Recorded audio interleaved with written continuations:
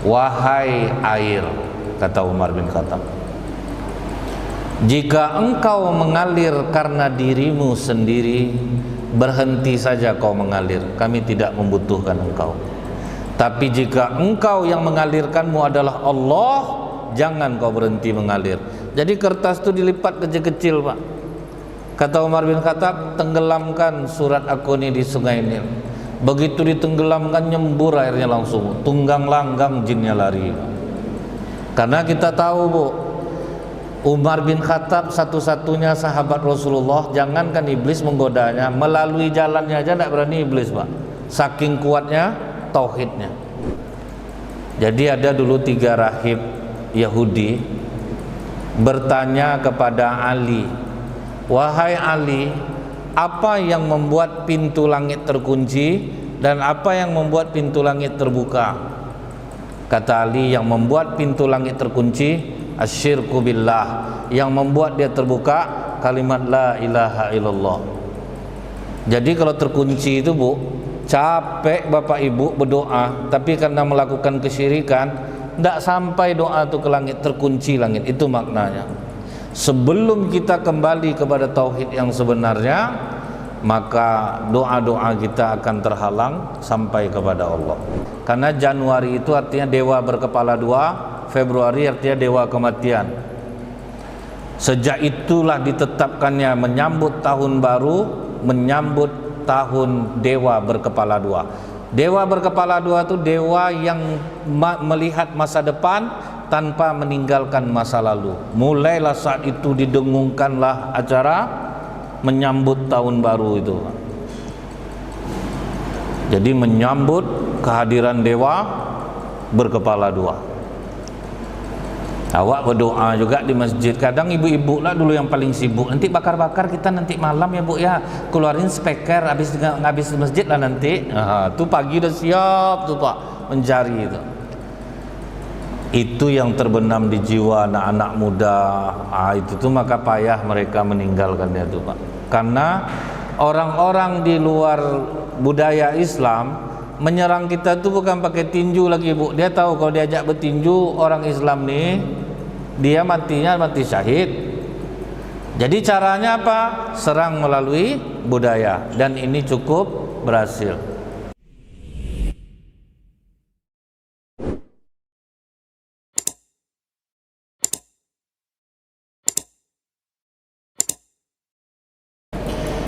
Allah mengatakan dalam hadis qudsi, Bu, ijtanibus sab'a mubiqat, hindari 7 dosa yang membinasakan.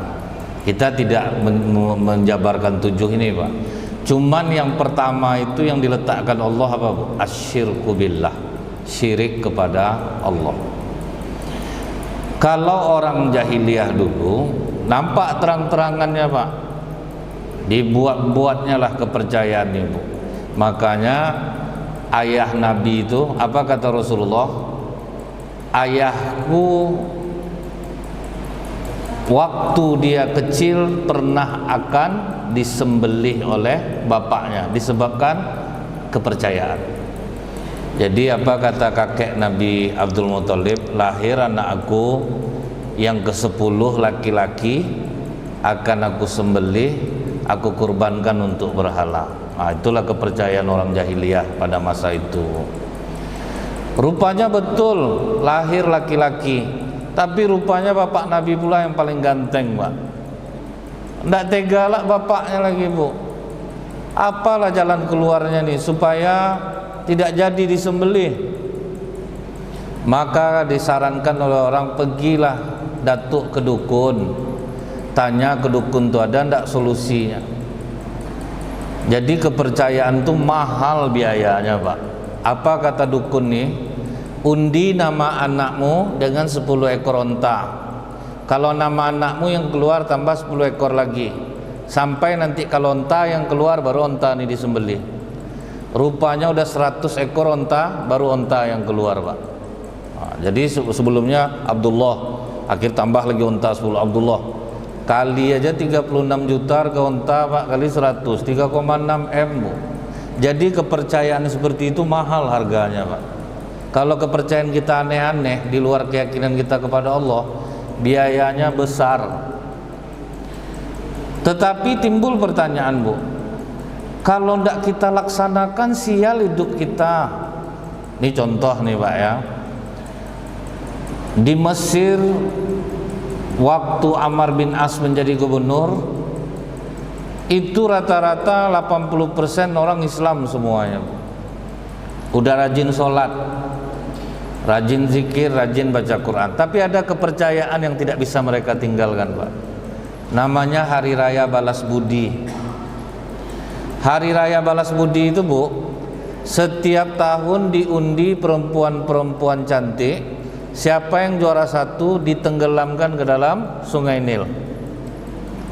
Karena kalau tidak ditenggelamkan, perempuan satu dalam 1 tahun langsung surut airnya, Pak. Itu hebat jinnya, Pak. Makanya orang akhirnya harus kita buat nih. Kalau tidak nanti sial hidup kita. Kalau kita yakini, jadi, Pak. Jadi keyakinan nih, Bu, itulah bahayanya. Apabila anak cucu Adam mengatakan kawan aku berkuasa di suatu tempat, kata jin, maka berkuasalah kawan-kawanku di sana. Jadi karena keyakinan orang Mesir waktu itu sudah seperti itu, Pak, kalau tidak dilaksanakan menenggelamkan perempuan, surut air Sungai Nil. Ammar bin As, Bu, langsung membuat surat kepada Khalifah Umar bin Khattab radhiyallahu anhu.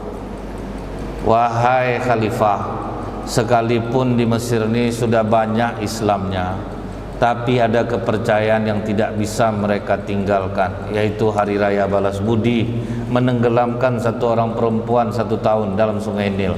Kalau tidak ditenggelamkan, langsung kering airnya. Jadi tidak dapat penduduk mengairi sawah-sawah kebun kurma mereka. Mendengar dan membaca surat ini, kemudian Khalifah Umar bin Khattab menulis secari kertas, ditulis seperti main-main aja tulisan Umar tuh, Pak.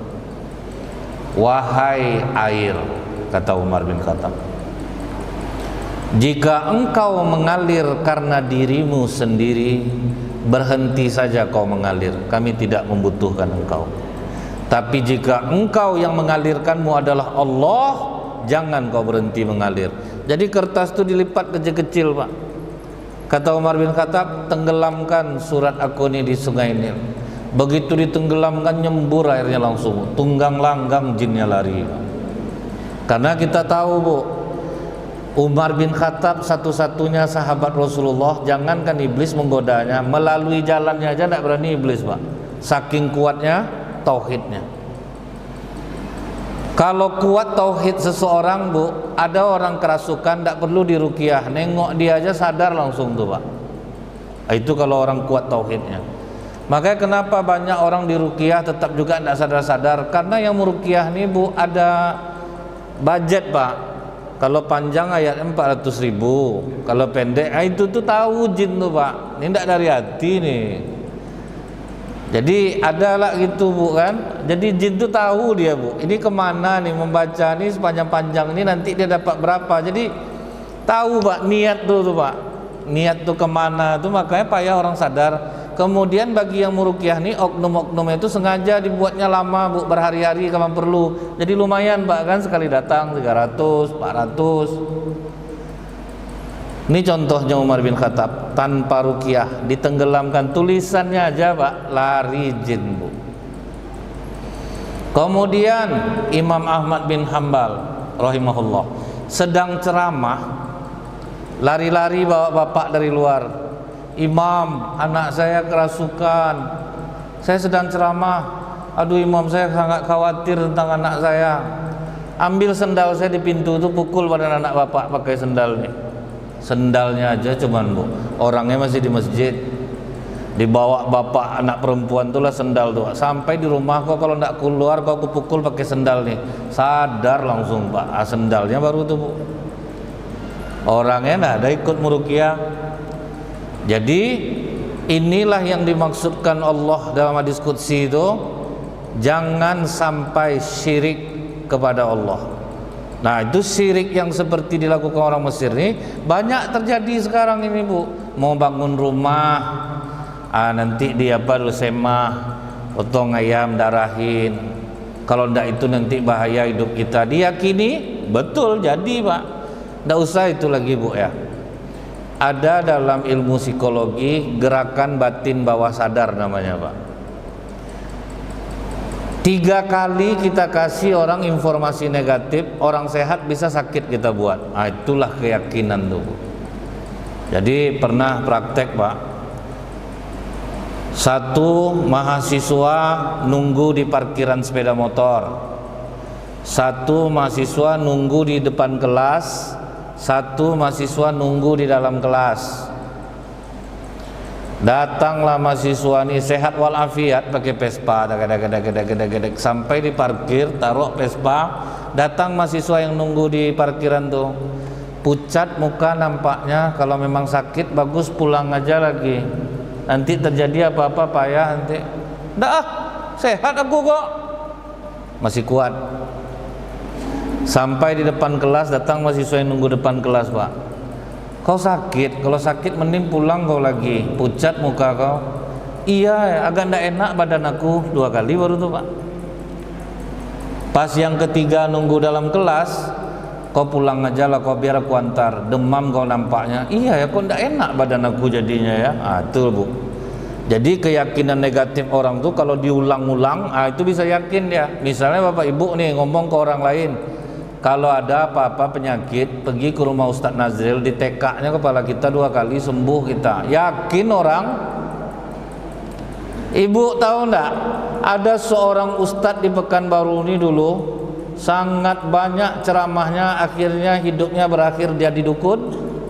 Jadi jangan kira Bu, hebat iblis tuh Pak. Dia asupnya baca ayat nih, orang lain bacakan enggak mau, dia baca mau. Bisa aku nih.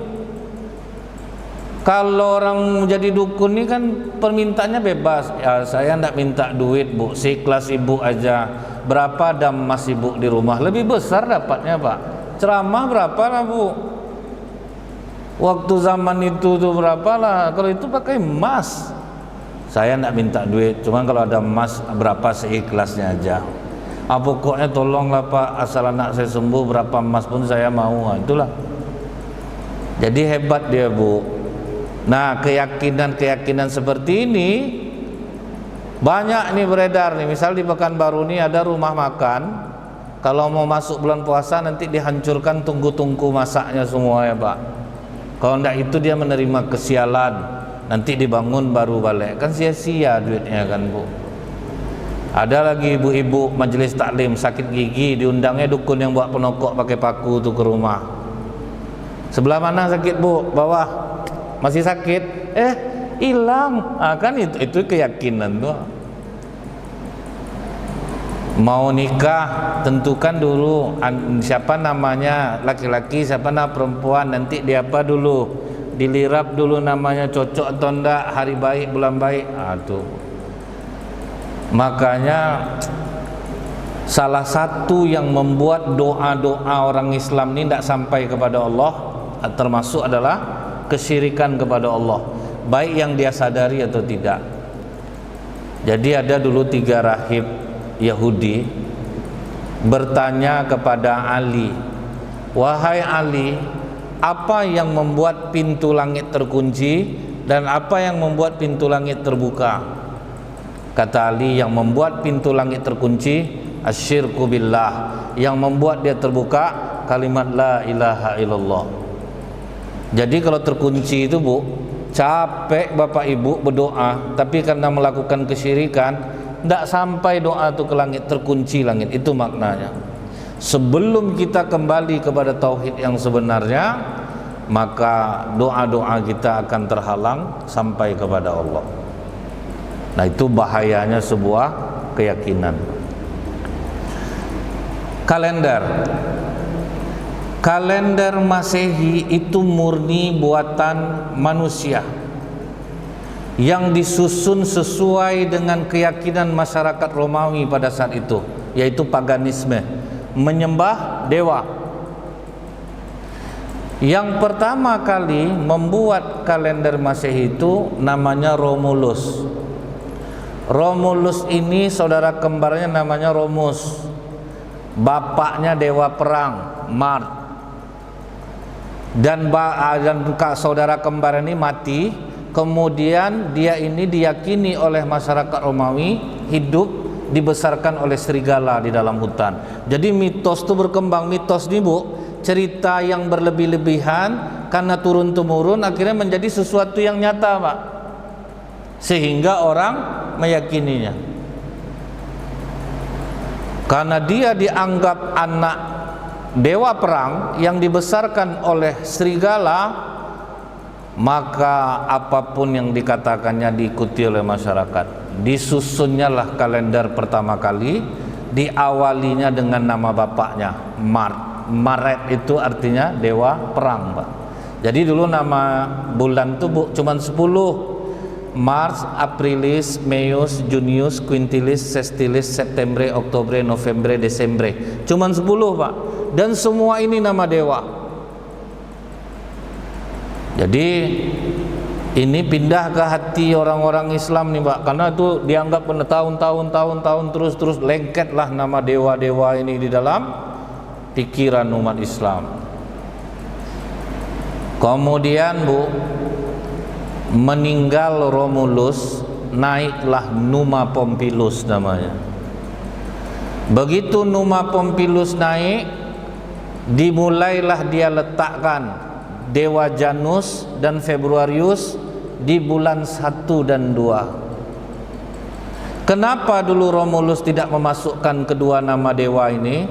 Karena bapaknya pernah bertengkar dengan Dewa Januari dan Dewa Februari ini Pak. Ngamuk dia Bu, dosa angkat dia lagi. Kan macam kita lah kadang sifatnya itu Pak, dosa angkat dia lagi, dia memusuh sama aku. Begitu Numa Pompilius naik, dimasukkannya lah nama kedua dewa ini. Jadilah Dewa Januari Februari itu di bulan 11 dan 12. Jadi dulu bukan bulan 1 dan 2 tuh Pak. Jadilah Mars, Aprilis, Meius, Junius, Quintilis, Sestilis, September, Oktober, November, Desember, Januarius, Februarius. Itu sengaja mereka buat sendiri karena kekuasaan mereka. Mati Numa Pompilius, naiklah Julius Caesar, Kaisar Julius tuh Pak. Supaya abadi namanya Bu, digantinya lah bulan Quintilis menjadi namanya Julius. Sampailah sekarang bulan Juli. Waktu Julius ini baru dia taruh bulan Januari, Februari ditaruh menjadi bulan 1 dan 2. Karena Januari itu artinya dewa berkepala 2, Februari artinya dewa kematian. Sejak itulah ditetapkannya menyambut tahun baru, menyambut tahun dewa berkepala 2. Dewa berkepala 2 itu dewa yang melihat masa depan tanpa meninggalkan masa lalu. Mulailah saat itu didengungkanlah acara menyambut tahun baru itu. Jadi menyambut kehadiran dewa berkepala 2. Awak berdoa juga di masjid. Kadang ibu-ibu lah dulu yang paling sibuk. Nanti bakar-bakar kita nanti malam ya Bu ya. Keluarin speaker habis masjid lah nanti. Itu pagi udah siap tuh Pak mencari itu. Itu yang terbenam di jiwa anak-anak muda. Itu tuh maka payah mereka meninggalkannya tuh Pak. Karena orang-orang di luar budaya Islam menyerang kita tuh bukan pakai tinju lagi Bu. Dia tahu kalau diajak bertinju orang Islam nih, dia matinya mati syahid. Jadi caranya apa? Serang melalui budaya, dan ini cukup berhasil. Ini untung diputuskan Allah jalan ke Sumbar. Kalau enggak entahlah Pak. Kalau sempat enggak putus Pak, penuh villa tuh udah malam ini. Jadi Allah tuh sayang kepada jiwa kita. Cuman nafsu kita yang menjerit Pak. Yang tersakiti itu nafsu. Tidak bisa ke sana. Kalau ndak acara nih di jam gadang udah kayak mana nih, udah alan panjang, udah banyak rencana dah. Kira jalan putus, Rengat jalan putus juga dekat jembatan Kerinci. Jadi Allah itu maha sayang Pak. Orang sedang mati-matian di Palestina, saudara kita mau ketawa itu ya, dan tidak ada adabnya lagi ya. Makanya udah dipaksa Allah aja lah, udah aku banjirkan lah dulu nih, aku longsorkan lah dulu tanah nih. Orang sedang berduka, kita malah mau acara-acara gitu Pak. Acaranya tidak pula untuk meluruskan rohani kadang-kadang Bu ya, memang untuk happy Pak. Nah kemudian Pak, naiklah Kaisar Agustus, keponakan dari Julius Caesar. Ditengoknya, masa nama om aku ada Julius, aku ndak ada, digantinya lah bulan Sestilis menjadi namanya Agustus, nama orang tuh Bu. Jadi dia aja yang ngotak-ngatik Pak. Jadi mereka itu Bu, sakralnya para dewa itu lengket di hati mereka tuh, Dewi Bulan, Dewi Kesuburan, itu semua Pak di dalam kalender mereka itu Bu. Nah kemudian barulah masuk Paus Gregorian. Jadilah kalender itu disusun berdasarkan putaran matahari. Situlah mulai dihitung. Baru pas hari itu jumlahnya 365 hari. Ulama sepakat tidak masalah kita memakai kalender Masehi karena itu yang dipakai orang di dunia. Cuman paling tidak tahu sejarahnya. Jangan sampai sok-sok ikut-ikutan gitu Bu ya. Karena ini sudah bisa memendam dalam jiwa kesirikan yang tanpa kita sadari. Itu yang membuat keyakinan orang Islam di Indonesia ini mudah ke kiri daripada ke kanan Pak. Karena ini udah lengket bertahun-tahun. Nah begitu Kaisar Agustus naik, begitu post-Gregorian ditetapkanlah kalender Masehi ini. Barulah Januari itu dihilangkan semua yang berakhiran us kecuali Agustus. Barulah jadi Januari, Februari, jadi dewa berkepala dua, dewa kematian, dewa perang, Dewi Bulan, dewa kesuburan, dewa ketujuh, dewa ke-8, itu semua. Jadi nama-nama dewa itu selalu apa ndak cemburu Allah Pak. Sementara kata Allah, inna iddatas syuhuri indallahi 12 syahran. Sesungguhnya dalam satu tahun itu ada 12 bulan kata Allah. Fi kitabillahi yauma khalaqas samawati wal ard. Ditetapkan Allah dari mulai langit dan bumi diciptakan. Sudah ada bulan kita dari dulu. Dan tidak ada nama dewa satupun di dalamnya. Dari mulai zaman Nabi Adam Pak. Jadi bulan-bulan Komariah itu berdasarkan bulan dan berdasarkan musim. Muharram, haram berperang. Safar, rombongan kabilah dagang. Rabiul Awal, awal musim semi. Rabiul Akhir, akhir musim semi. Jadi kalau ikut ini Bu, mau nanam bunga Rabiul Awal, ini awal musim semi. Jumadil Awal, awal musim kering. Jangan nanam sawit, hancur sawit Bapak nanti. Itu berdasarkan bulan. Dan itu berdasarkan musim Pak. Rajab persiapan fisik dan mental, Sya'ban berpencar mencari mata air, Ramadan hari yang panas, Syawal hari yang bertambah panas, Zulqa'dah masa berdiam diri di rumah, Zulhijjah musim haji. Tidak ada nama dewa di dalamnya. Kenapa ini tidak kita agungkan? Yang lebih kita agungkan justru Masehinya Pak. Ada pakai kalender Hijriah sebentar lah ya. Sudah tuh sedang angan-angannya dulu pakai kalender Hijriah. Sudah tuh enggak lagi. Contohnya Bu ya, keuntungannya apa? Kalau mau sehat berbekam di tanggal 17, 19, 21 bulan Komariah. Rupanya tuh Ibu, penelitian dokter di tanggal 17, 19, 21 bulan Komariah itu darah kotor naik ke atas permukaan kulit. Disitulah waktu yang tepat untuk berbekam. Jangan pakai tanggal Masehi, darah bersih yang dihisap Pak. Makanya banyak orang bilang saya tidak cocok bekam, pusing kepala saya, darah bersih yang ditarik Pak. Kadang tukang bekam ini tidaklah mau bilangin yang sebetulnya Pak. Dia asal duit masuk aja Bu kan. Tidak dibilangnya tanggal Pak. Oknum nih Bu ya, kalau tukang bekam yang baik Bu jangan dulu hari ini. Ibu nanti di tanggal 17, 19, 21 tepatnya tuh kalau bulan Masehi tanggal sekian akan enak Pak kan. Makanya banyak orang tidak cocok bekam karena salah tanggal. Dia pakai tanggal Masehi. Sementara Rasulullah suruh pakai tanggal bulan Komariah. Dan di situ tidak ada nama dewa sedikit pun. Jadi tidak ada unsur kesyirikan di dalamnya. Allah yang menetapkannya dari sejak langit dan bumi diciptakan.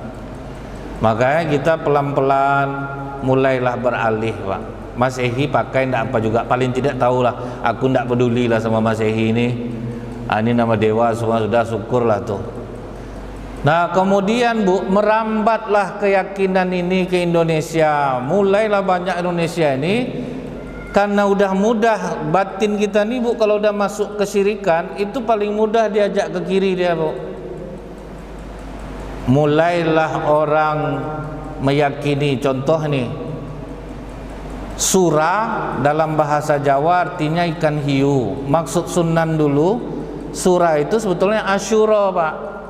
Akhirnya gara-gara surah ini arti ikan hiu, timbullah keyakinan umat Islam di Indonesia sebagian nih Bu, di setiap bulan Muharram timbul peraturan tidak boleh menikah di bulan Muharram karena Nyi Roro Kidul sedang pesta. Karena di surah itu kan ikan hiu Pak, jadi diumpamakan itu laut, penguasa laut pantai selatan Nyi Roro Kidul sedang pesta, nanti beradu pestanya sama masyarakat, ngamuk dia. Diyakinilah siapa yang nikah di bulan Muharram tidak akan memperoleh keturunan, rumah tangganya akan hancur. Makanya di Jogja takut orang nikah di bulan Muharram. Dan diyakini jadi Pak, yang nikah bulan Muharram betul-betul tidak punya anak jadinya, karena diyakini. Di Pekanbaru yang nikah bulan Muharram susun paku anaknya Pak. Rapat jarak anak itu tidak ngaruh, karena apa? Kita tidak yakin itu. Setiap tanggal 10 Muharram dikeluarkanlah 3 ekor kerbau bule mengelilingi keraton. Itu ibu-ibu sibuk bawa plastik di belakang kerbau itu Bu, nunggu kerbau itu Begitu keluar kerbau itu berebutlah ngambil itu Pak. Sakit kepala gosokkan di kepala, sakit punggung gosokkan ke punggung. Karena banyak dilarikan ke kiri. Sebetulnya pihak ulama di sana sudah melarang Pak, tapi masyarakat udah tidak bisa dikontrol lagi. Itu kan gara-gara ini Bu, kapal Nabi Nuh kan siapnya bulan Muharram. Waktu kapal Nabi Nuh selesai, kan masyarakat Nabi Nuh itu Bu, dibuang air besar dia di kapal Nabi Nuh tuh Pak. Bayangkan Bu, tinggi orang 60 hasta, 30 meter. Tuh nya sebesar ember tuh Pak. Habis kapal Nabi Nuh tuh. Menangis Nabi Nuh Bu, bagaimana membersihkannya? Nabi Nuh bikin kapal jauh dari laut Pak. Nah, timbullah hukuman Allah. Ada atu-atu dagae, dia pengen buang air besar di atas kapal Nabi Nuh, terpelesetlah dia. Kenalah kakinya yang pincang tuh Pak, kotoran yang ada di atas kapal Nabi Nuh tuh. Sembuh dia Bu. Turunlah dia ke bawah, wahai masyarakat, berkumpullah. Ternyata kotoran di atas kapal Nabi Nuh mengandung berkah. Kalian kan tahu aku pincang bertahun-tahun. Kena aku tadi taik di atas tuah, sembuh kaki aku ni, bukti masih ada taik sikit lagi ni. Berkumpullah masyarakat Bu, mengumpulkan taik itu balik, dibersihkan orang itulah kapal Nabi Nuh. Sebetulnya itu hukuman, bukan berkah. Tapi ditungguin sama masyarakat itu keluar. Berebut-rebut ngambilnya itu Pak. Nah, akhirnya keyakinan kita mudah ke kiri. Saya pernah dengar Bu ya, di masjid waktu musim-musim batu cincin, banyak jamaah laki-laki itu yang meyakini cincin itu kekuatan supranaturalnya. Tidak bisa dinasihati Pak. Ada yang ngomong sama saya, duda udah 8 tahun, dia pakai bungur Tanjung Bintang. Bungur Tanjung Bintang nih Ustaz, ganteng aja kita ditengok perempuan. Tidak usah bicara Bapak. Bapak udah 8 tahun duda, tidak laku-laku Bapak. Bapak bilanglah ke saya bungur ini bisa dapat jodoh. Bapak udah 8 tahun sendirinya. Kalau saya itu langsung saya patah Bu, karena itu bahaya Pak. Masih banyak loh. Bawa bapak yang rajin ke masjid itu meyakini yang aneh-aneh, ibu-ibu yang rajin ke masjid masih yakin yang aneh-aneh. Banyak. Karena apa Bu? Masuk dia kebudayaan-kebudayaan berhala. Tapi kalau dari dulu tuh memang kita udah memang nggak peduli dengan hal-hal seperti itu, aman Pak. Misalnya nih Bu, nampak saya orang apa nama ini mensewa-sewa rumahnya, benci, udah benci dari dulu tuh Pak, dari kecil tuh memang tidak suka nampak orang berobat-obat dengan cara itu, ketawa-ketawa saya dulu tuh Pak. Jadi dari dulu tuh memang tidak suka, tidak ada sedikit pun yakin dengan hal-hal seperti itu gitu Bu. Dengan Januari Februari tidak pernah peduli. Tambahlah lagi Bu, nama-nama hari dalam bahasa Inggris: Sunday dewa matahari, Monday dewi bulan, Tuesday nama lain dewa Mars, Wednesday dewa perang, Thursday dewa petir. Tidak ada, semua nama dewa dinyanyikan tiap pagi sama anak TK tuh Pak, nama-nama dewa itu terus. Sementara nama hari dalam Islam: Ahad hari pertama, Isnin hari kedua, Selasa hari ketiga, Rabu hari keempat, Kamis hari kelima, Jumat hari berkumpul, Sabtu hari ketujuh. Tidak ada Pak. Jadi inilah Bu ya yang menggeser-geser mulai keyakinan kita. Jadi sholat betul kita capek berdoa, kenapa lah doa ini tidak dikabulkan Allah? Rupanya Pak masuk kesirikan-kesirikan ini ke keyakinan kita. Awalnya dari bulan dan tahun, lama-lama masuk ke yang lain-lain dia jadinya Bu. Sama dengan duit Bu, duit kalau dipercayakan sama orang berkurang dia, tapi kalau kata-kata bertambah dia Pak. Jadi bertambah-tambah lah mitos-mitos itu jadinya Bu. Ini salah satu contoh ya Bu ya. Kalau orang Indonesia pergi umroh, pasti yang dicarinya bukit pertemuan Adam dan Hawa. Namanya sama orang Indonesia Bukit Jodoh. Udah capek pemerintah Arab Saudi ngecat itu Bu. Orang Indonesia lah tukang coret. Ujang Love Upi, bikin. Ngapa dicoret tuh nek? Biar abadi cinta menantu saya Ustaz. Sedangkan yang nikah di Mekah banyak cerai nek. Nenek apalah hubungannya di situ? Itu ramai betul orang Indonesia ke atas itu Bu. Menulis-nulis nama masih banyak. Bawa-bawa batu. Kemudian ada orang Indonesia kedapatan menggunting kiswah Ka'bah. Ditanya ngapa digunting? Untuk pelaris kedai katanya Pak. Tuh Bu. Ngeri-ngeri Pak, keyakinan tuh beralih jadinya Bu. Dari sedikit jadi banyak jadinya. Kemudian nama hari dalam Islam semua itu Bu baik. Senin, apa kata Rasulullah? Hari Senin aku lahir. Hari Senin diangkat menjadi Nabi. Rupa tanpa tahu Rasulullah, hari Senin pula Rasulullah wafat. Dan Rasulullah suka berpuasa di hari Senin. Berarti Senin hari baik. Cuman sekarang ada semboyan, I hate Monday, aku benci hari Senin. Akhirnya itu udah mengena dia tuh Bu. Hari yang dibaikkan oleh Rasulullah dibenci Pak. Selasa hari yang berdarah. Banyak orang takut keluar Pak. Kalau nyebar undangan jangan hari Selasa, hari berdarah tuh. Tahu berdarahnya karena apa? Hari para syuhada meninggal di hari Selasa. Pembunuhan pertama di muka bumi itu dilakukan hari Selasa. Terbunuhnya Habil oleh Qabil. Terbunuhnya Nabi Zakaria dan Nabi Yahya di hari Selasa. Jadi hari berdarah maksudnya itu hari orang baik meninggal Pak, hari Selasa itu. Bukan jadi takut sama hari Selasa. Jadi membalik dia Bu. Banyak hari yang baik jadi takut orang. Seharusnya kita yang takut tuh keluar hari apa Bu? Hari Rabu Pak.